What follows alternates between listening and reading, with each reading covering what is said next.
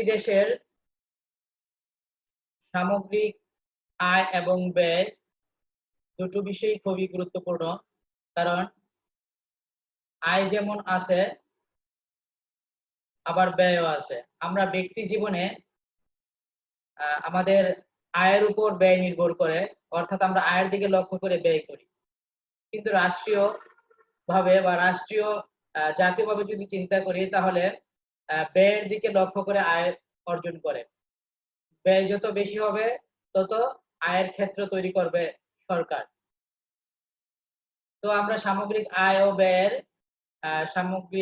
আয় এবং ব্যয়ের কিছু দিক নিয়ে আলোচনা করব আজকের ক্লাসে।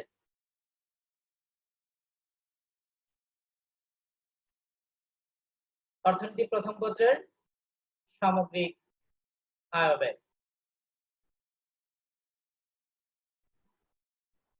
আজকের আলোচনা শেষে আমরা GNP, GDP, NNP, NDP, GNI, TI এবং ডিএ এর ধারণা ব্যাখ্যা করতে পারব। জাতীয় আয় পরিমাপের পদ্ধতিসমূহ বিশ্লেষণ করতে পারব। সরকারি ব্যয়ের খাতসমূহ ব্যাখ্যা করতে পারব। এই শিক্ষণফলগুলোর আলোকে আমার পাওয়ার পয়েন্ট প্রেজেন্টেশন এর স্লাইড সাজানো হয়েছে। এই স্লাইডটাতে দেখানো হয়েছে জাতীয় আয়ের বিভিন্ন খাতের অবদান।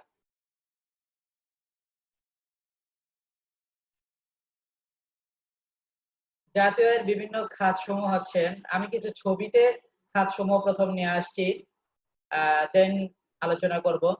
আমরা একটা ছবিতে দেখতে পাচ্ছি কাপড় উৎপাদন হচ্ছে, অর্থাৎ গার্মেন্টস শিল্প।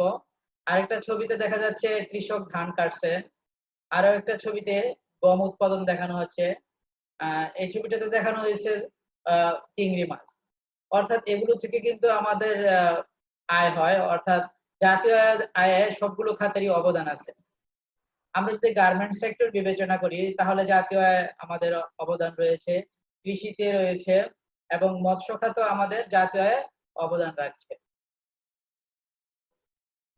সুপ্রিয় শিক্ষার্থী, তোমরা ছবিগুলো ভালোভাবে লক্ষ্য করবে, তাহলে তোমরা নিজেরাই বুঝতে পারবে জাতীয় আয়ের প্রধান খাতগুলো কোন কোন খাত অবদান রাখে। এটাও কৃষি খাতকে আবার নিয়ে আসা হয়েছে।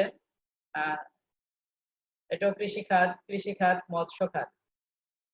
কৃষি খাতেরই বিভিন্ন দিকগুলো নিয়ে আসে, যেমন এখানে পাট জাত দ্রব্য, পাটের আঁশ দেখানো হয়েছে, এখানে ধান চাষ হচ্ছে, পাট দেখানো হয়েছে, এখানে ইলিশ মাছ দেখানো হয়েছে।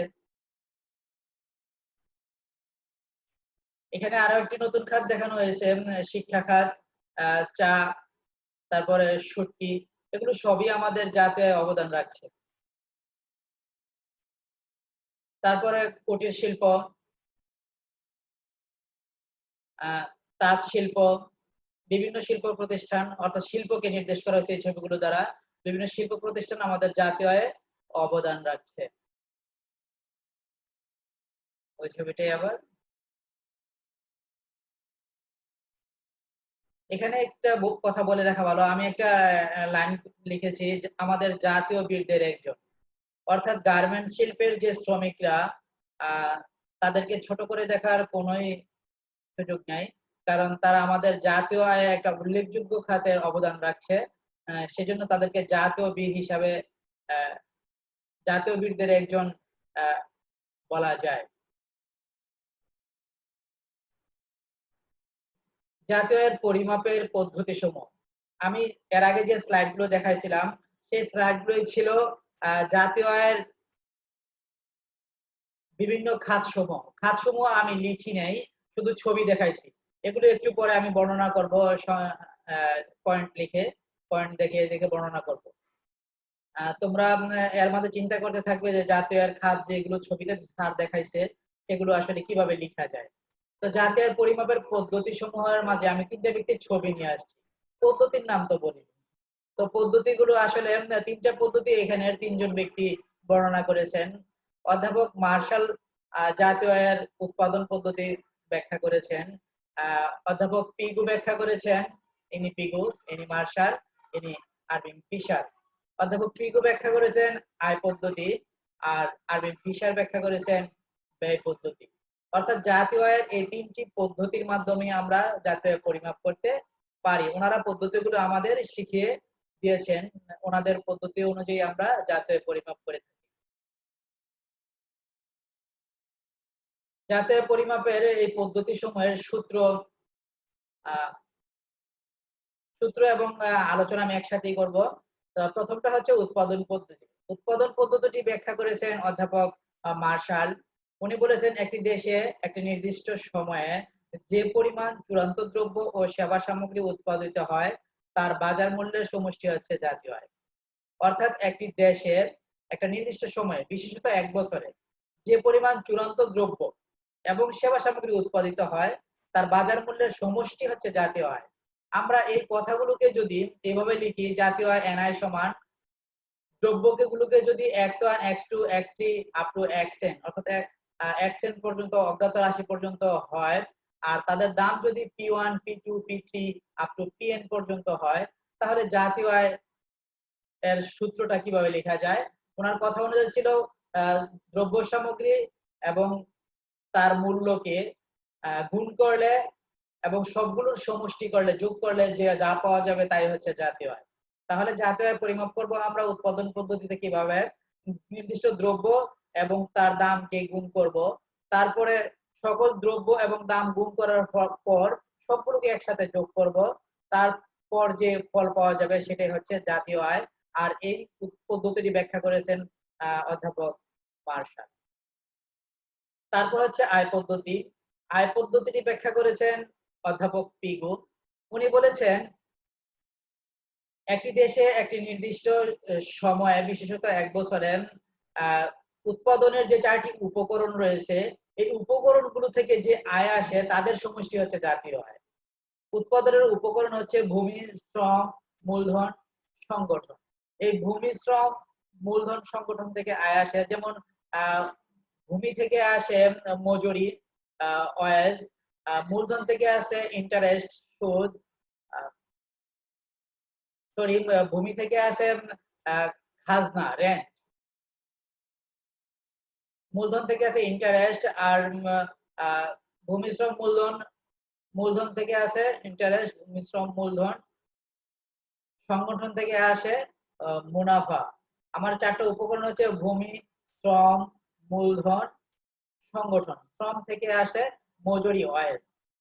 তাহলে ইন্টারেস্ট, রেন্ট, ওয়াজ এবং মুনাফা, প্রফিট হচ্ছে জাতীয় আয়। অধ্যাপক পিগু বলেছেন এভাবে। অর্থাৎ আবারও বলছি আমি অধ্যাপক পিগুর ধারণাটা সহজ করে, আমাদের যে 4টা উপকরণ আছে, 4টা উপকরণ ভূমি, শ্রম, মূলধন, সংগঠন। আমরা ভূমি, শ্রম, মূলধন, সংগঠন থেকে পাই খাজনা, সুদ, মজুরি এবং মুনাফা। এই খাজনা, সুদ, মজুরি, মুনাফা যোগ করে যে সমষ্টি পাওয়া যায় সেটা হচ্ছে জাতীয় আয়। আর এটাই হচ্ছে আয় পদ্ধতি। ব্যয় পদ্ধতিটি ব্যাখ্যা করেছেন আরভিং ফিশার। আরভিং ফিশার বলেছেন একটি সমাজে, একটি পরিবারে, একটি দেশে, একটি রাষ্ট্রে বা একটা জাতির জন্য যে পরিমাণ ব্যয় হয় সেই ব্যয়গুলোর সমষ্টি হচ্ছে জাতীয় আয়। উনি জাতীয় আয়কে ওয়াই দ্বারা আইডেন্টিফাই করেছেন।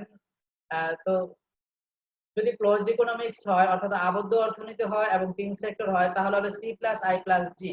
সি হচ্ছে কনজাম্পশন, আই হচ্ছে ইনভেস্টমেন্ট, জি হচ্ছে গভর্নেন্স। অর্থাৎ ভোগ ব্যয়, বিনিয়োগ ব্যয় এবং সরকারি ব্যয় যোগ করে যা সমষ্টি পাওয়া যাবে সেটাই হচ্ছে জাতীয় আয়, যদি 3 সেক্টর হয়। কিন্তু যদি 2 সেক্টর হতো তাহলে হতো সি প্লাস আই। আবার যদি ওপেন ইকোনমিক্স হয়, উন্মুক্ত অর্থনীতি হয়, তাহলে হবে C plus I plus G plus X minus M.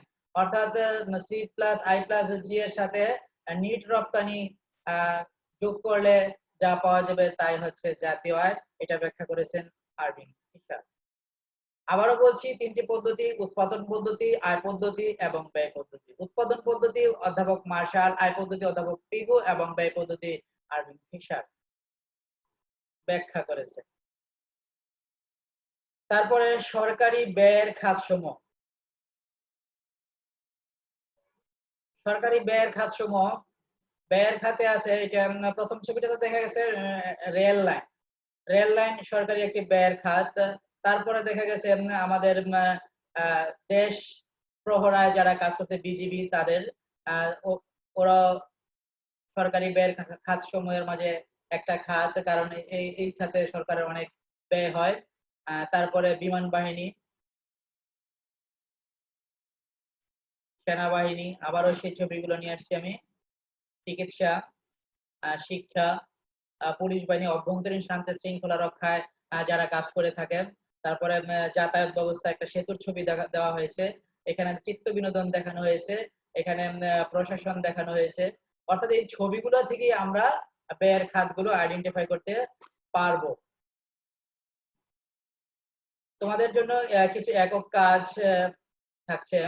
GNP, GDP, GNI, NNP, PI, DI এর ধারণা, এর পূর্ণরূপগুলো আমরা পূর্ণরূপ পড়ার সময় এগুলোর ধারণাও পড়ে ফেলবো। জিএনপি হচ্ছে গ্রস ন্যাশনাল প্রোডাক্ট, অর্থাৎ জিএনপির সংজ্ঞা হচ্ছে একটি দেশে একটি নির্দিষ্ট সময়ে যে পরিমাণ চূড়ান্ত দ্রব্য ও সেবা সামগ্রী উৎপাদিত হয় তার বাজার মূল্যের সমষ্টি হচ্ছে জিএনপি। আর জিডিপি হচ্ছে একটি দেশে একটি নির্দিষ্ট সময়ে একটি দেশের অভ্যন্তরে, দেশের ভিতরে, দেশের সীমারেখার মধ্যে যে পরিমাণ চূড়ান্ত দ্রব্য ও সেবা সামগ্রী উৎপাদিত হয় তার বাজার মূল্য সমষ্টি হচ্ছে জিডিপি। জিডিপির পুনরূপ হচ্ছে গ্রস ডোমেস্টিক প্রোডাক্ট। তাহলে জিএনপি এবং জিডিপির মাঝে আমরা সামান্য একটা পার্থক্য খুঁজে পাই, এবং পার্থক্যটা গুলিয়ে না ফেলি। আবারও বলছি, জিএনপি হচ্ছে একটি দেশে একটি নির্দিষ্ট সময় যে পরিমাণ চূড়ান্ত দ্রব্য ও সেবা সামগ্রী উৎপাদিত হয় তার বাজার মূল্যের সমষ্টি। আর জিডিপি হচ্ছে একটি দেশে একটি নির্দিষ্ট সময় ওই দেশের সীমারেখার মধ্যে, ওই দেশের অভ্যন্তরে যে পরিমাণ চূড়ান্ত দ্রব্য ও সেবা সামগ্রী উৎপাদিত হয় তার বাজার মূল্যের সমষ্টি হচ্ছে জিডিপি। তাহলে দেশের সীমারেখার ভিতরে হলে জিডিপি মনে রাখতে হবে। আর জিএনআই হচ্ছে গ্রস ন্যাশনাল ইনকাম, অর্থাৎ একটা দেশে একটা নির্দিষ্ট সময় যে পরিমাণ চূড়ান্ত দ্রব্য সেবা সামগ্রী উৎপাদিত হয় সেটা যখন অর্থের অঙ্কে দেখানো হয় সেটাই হচ্ছে জাতীয় আয়। এনএনপি হচ্ছে জিএনপি থেকে মূলধন ব্যবহারজনিত ব্যয় বাদ দিলে যা অবশিষ্ট থাকে তাই হচ্ছে এনএনপি। আবারও বলছি, জিএনপি থেকে মূলধনের অবচয়জনিত ব্যয়, ব্যবহারজনিত ব্যয় বাদ দিলে যা অবশিষ্ট থাকে তাই হচ্ছে এনএনপি।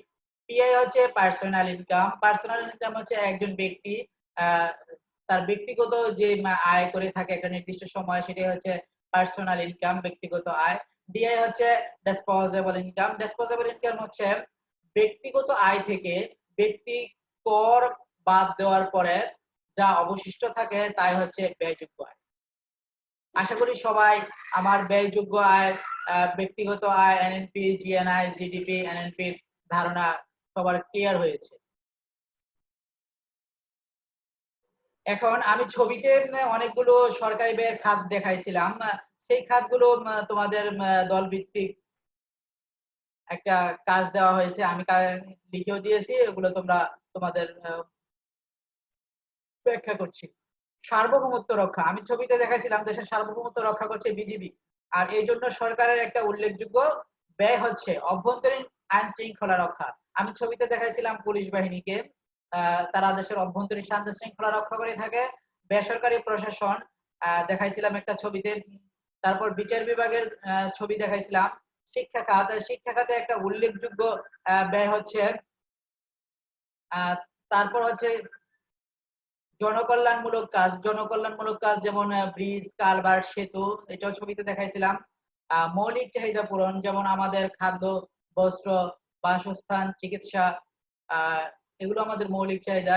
এই মৌলিক চাহিদা পূরণ করার জন্য গভর্নমেন্ট বা একটি দেশ অনেক ব্যয় করে থাকে।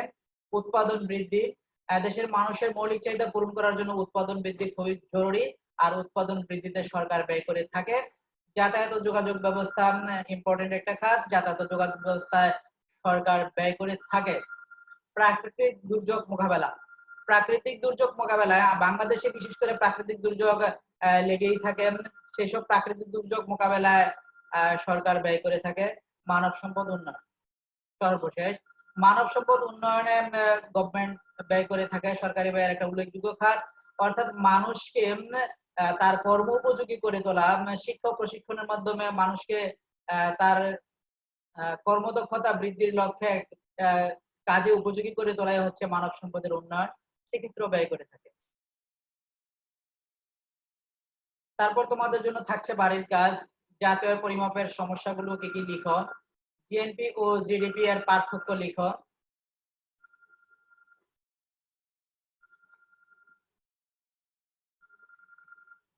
মূল্যায়নে থাকছে ব্যক্তিগত আয় ও ব্যয়যোগ্য আয় কাকে বলে। জাতীয় আয়ের পরিমাপ পদ্ধতি সমূহ ব্যাখ্যা করো। জিএনপি ও এনএনপি এর পার্থক্যগুলো লিখো।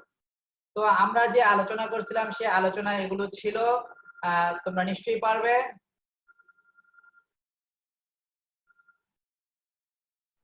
সুপ্রিয় শিক্ষার্থী, আমার আজকের আলোচনায় ছিল সামগ্রিক আয় ব্যয়। সামগ্রিক আয় ব্যয়ের মৌলিক কিছু দিক নিয়ে আসছিলাম আমি ক্লাসে। আমি বোঝানোর চেষ্টা করেছি পাওয়ার পয়েন্ট প্রেজেন্টেশনের মাধ্যমে।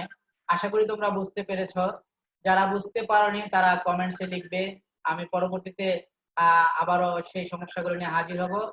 সে পর্যন্ত সবাই ভালো থেকো। আল্লাহ হাফেজ।